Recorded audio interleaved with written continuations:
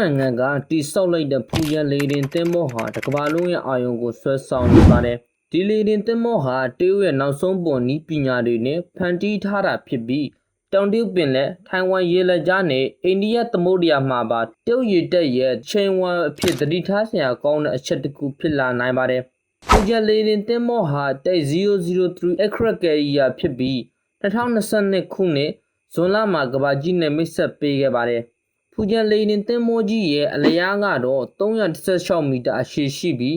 အနံကတော့86မီတာဖြစ်ပါတယ်။စုစုပေါင်းအလေးချိန်တန်8000ကျော်ရှိတာကြောင့်တရုတ်စစ်တပ်ရဲ့တိစောက်ခတ်သမျှလေရင်သင်္ဘောတွေထဲမှာအကြီးဆုံးဖြစ်ပါတယ်။ဂျပန်ရဲ့ JS Izumo လေရင်သင်္ဘောတွေထက်ပိုပြီးစွမ်းဆောင်ရည်မြင့်မားပြီး